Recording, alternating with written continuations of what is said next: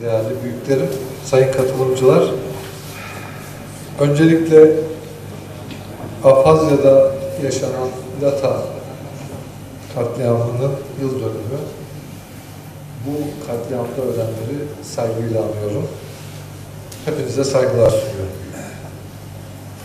Neden böyle bir başlık atma gereği duydum? Bunu en sonunda söyleyeceğim. Hep böyle merak edilen bir tarafı oluyor. Ben konuştuğum zaman biraz ilgi duyuluyor gibi geldi. Farklı sonuçlar çıkabilir. Yadırgamayın. Öncelikle sonuçları ne olursa olsun yaşanan 150 yıl önce yaşanan süreçten sonra en büyük sürgün coğrafyası Osmanlı'ydı. Osmanlı'ya sürgün edilen insanlarımızın burada tutunma çabalarını incelemek gerekiyor. Ama bunu iki farklı tarih aralığından bakmak daha doğru olacak. Niye farklı olacak? Çünkü 1923 farklı bir kırılma anı, yeni bir cumhuriyet, yeni bir yaklaşım. Ve bu cumhuriyetle birlikte bu coğrafyanın dışında kalmış insanlarımız ve farklı egemen kültürler arasında yaşayan bir diaspora oluşturuyor olmamız. Geldiğimizde büyük ihtimalle köylü toplumuyduk ve kapalı toplumlar olarak yaşayarak bugünlere varmamızda da bu kapalı özelliğimizin bize büyük yararları olduğunu görüyoruz. Şehirleşen nüfuslarımız ya da insanlarımız kültüründen kopma endişesiyle derneklerini kurdu. Köylerimiz her zaman daha fazla siyasal bir ilişki geliştirmeyi becerdi ama dernekler olarak sadece kültür odaklı bir çalışma merkezi oturttuk ve o dans kültürünü, Düzceli arkadaşlar eleştirmişti ama o danslar bizi bugüne kadar ayakta tuttu. Bunu özellikle belirtmek istedim. Ana vatandaki var olma mücadelesi çok daha farklı. Biz Osmanlı coğrafyasına geldiğimizde Türkiye ile kader birliği yapma anlayışımız ve ortaklaşmamız Çanakkale Savaşı. Tarihsel bir birliktelik, aynı millete ait olma, birlikte bir millet oluşturma kavramı nasıl burada çok gerçekçi bir şekilde yaşanmışsa Sovyet-Rusya açısından da ki kaldı ki çok Çarlık döneminin bizi sürgün etme gerekçelerinden biri de köleci toplum olmamızdı. Çünkü orada da bu şekilde öğretiliyor. Tarihi metinlere de böyle geçiriliyor. Oradaki pozisyon çok daha ilginç. Niye ilginç?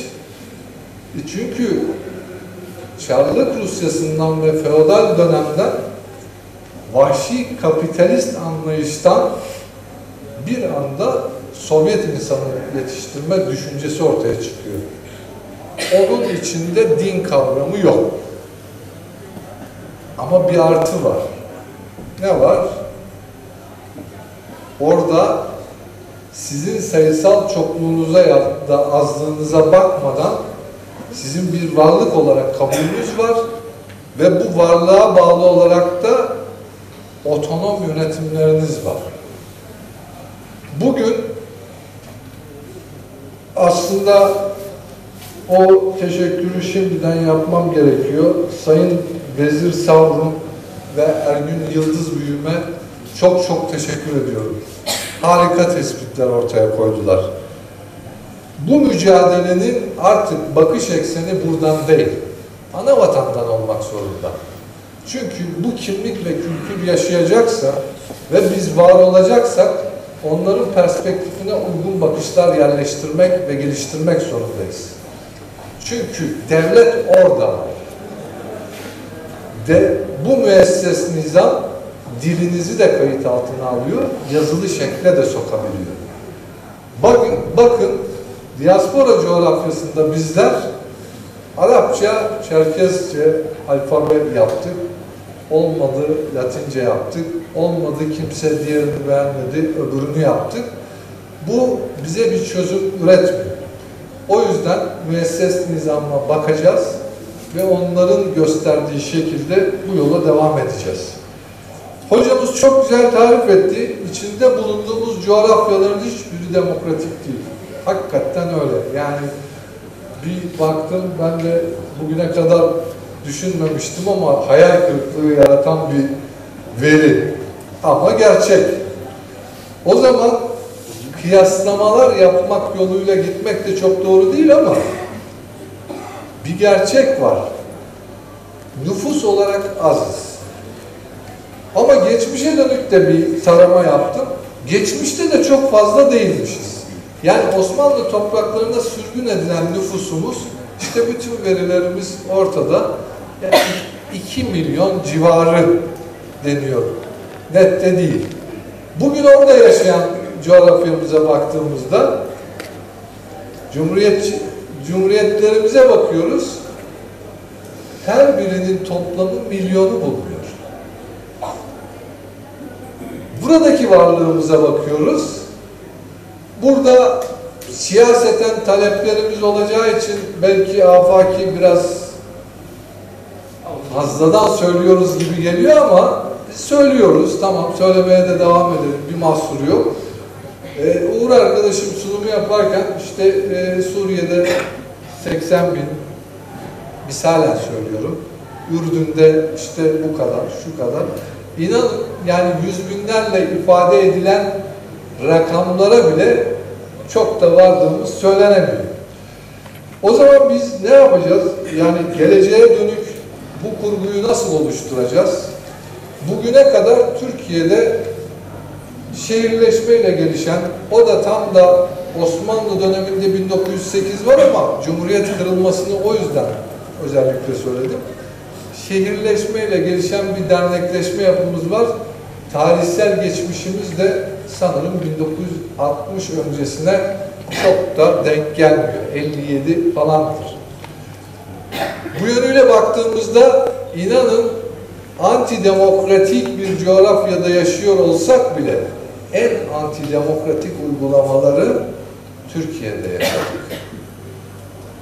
İşin acı tarafı bu.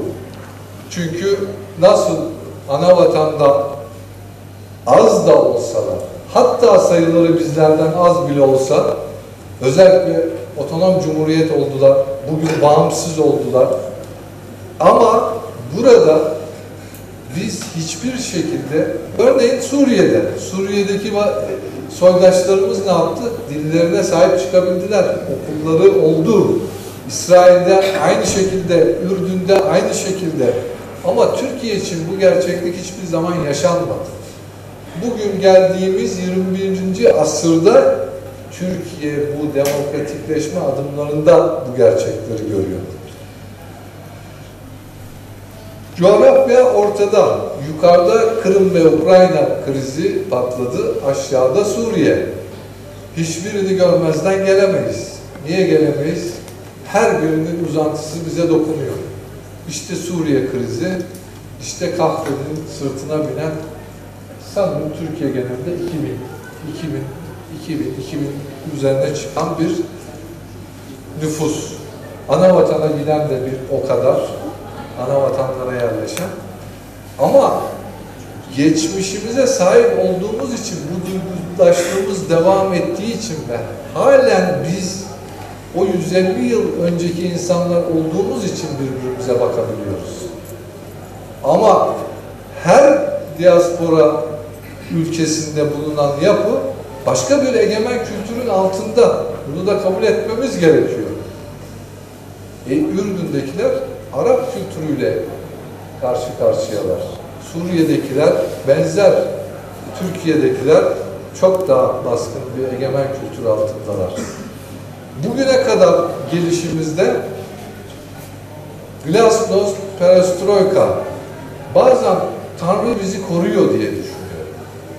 Yani 3 kuşak bir arada değerlendirdiğimizde hepimiz şunu çok rahat görebiliriz.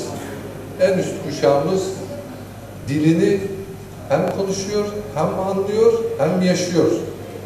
Orta kuşak dili sadece anlayandan oluşuyor. Yetiştirmek üzere olduğumuz 3. kuşak ne okuyor, ne anlıyor. ne biliyor.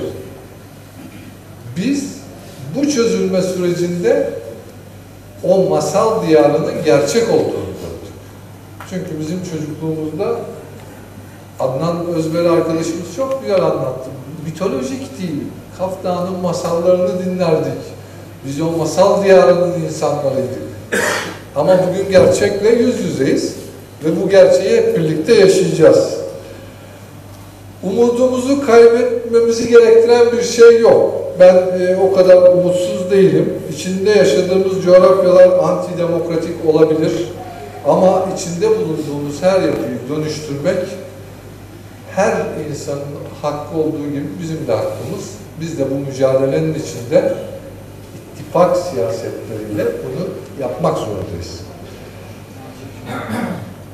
Benim için bugün en çarpıcı söz çok güzeldi. Baskın Hocam gerçi Türkiye demokratikleşmeye giderken geçmişle yüzleşme hesabını yapacağından biraz Ermeni soykırımını bize ihale etmek ister gibi bir tutumu var ama bunun çok gerçekçi olmadığını da tarihsel olayları kronolojik olarak koyduğunuzda net ortaya çıkar.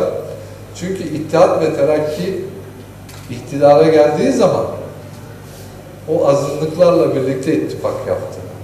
İttihat ve Terakki o dönemin azınlıkları Ermeniler ve Yahudilerle birlikte iktidara geldi. Yani bu nasıl diyeyim, Stockholm sendromu mu diyorlar işte. Katiline duyulan aşk gibi bir şey, çok tuhaf bir ilişki oldu. Ama içinde bulunduğumuz bütün yapılarda etkin insanlar olmamız zaman zaman bu yüzleşmeleri ve bu suçlamalarla karşı karşıya kalacağımızı da gösteriyor.